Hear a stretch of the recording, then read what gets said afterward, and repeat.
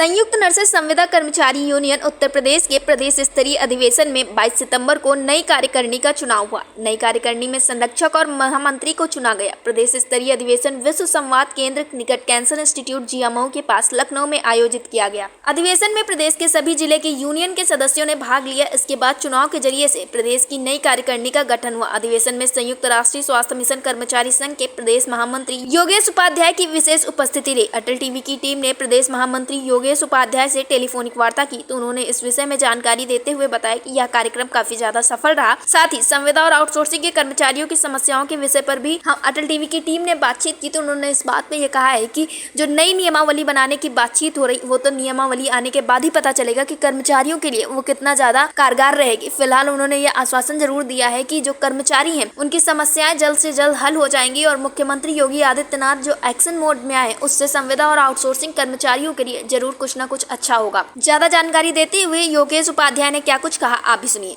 योगेश जी, आपका हमारे चैनल अटल टीवी पे बहुत बहुत स्वागत है। जी धन्यवाद।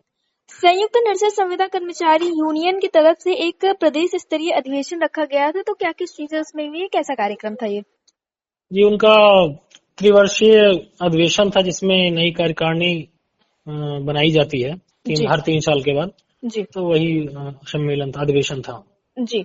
तो क्या इस अधिवेशन में जो कर्मचारियों की समस्याएं उनको लेकर भी कोई चर्चा हुई या फिर कोई बातचीत हुई इन सारी चीजों पे? जी बिल्कुल, वही जो समस्याएं हैं पूर्व से ही चल रही, प्रचलित है, सबके संज्ञान में भी हैं जी। कि अन्य राज्यों के बाद नियमितीकरण, समान कार्य समान वेतन और गृह जनपद स्थानांतरण जैसी समस्याओं को लेकर नर्सों की इस पे चर्चा भी हुई और उस पे आगे कैसे क्या करना है कार्य योजना भी तय हुई।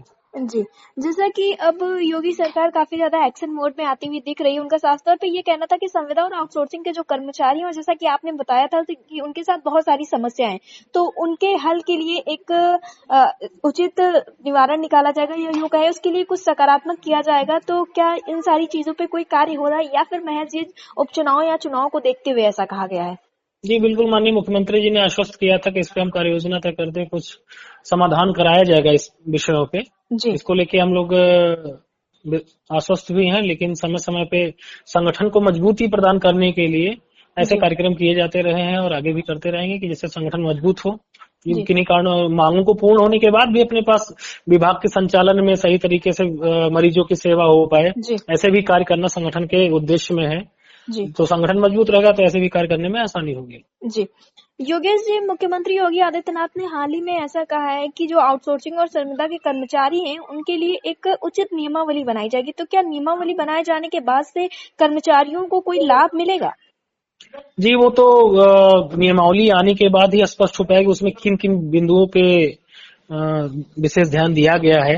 जी। एक सेवा नियमावली मात्र होगी कि या एम्प्लॉय वेलफेयर की चीजें भी होंगी।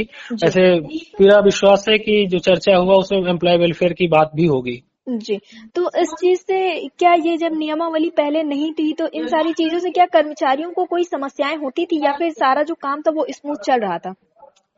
जी यूं कहें, अगर आउटसोर्सिंग और संविदा कर्मचारी हैं तो संविदा के नाम पे प्रेशर बना के अधिकारियों द्वारा कार्य तो लिया जा सकता था, लेकिन एक बड़ा समुदाय है जो कर्मचारी वर्ग है संविदा पे, उनका शोषण बहुत होता था, चाहे एजेंसी के माध्यम से चाहे अधिकारियों के माध्यम से। तो नियमावली बनने के उपरांत उन शोषण से मुक्ति मिल सकती है। जो नौकरी से निकाले जाने की धमकियां होती हैं या वेतन सुरक्षा हो जाएगा। अलग अलग जगह मनचाहे ढंग से अधिकारियों द्वारा वेतन तय कर दिया जाता है। तो नियमावली रहेगी तो उसी के अनुरूप सारी चीजें तय होंगी तो अच्छा रहेगा। जी योगेश जी, अटल टीवी से जुड़ने के लिए बहुत बहुत धन्यवाद। धन्यवाद।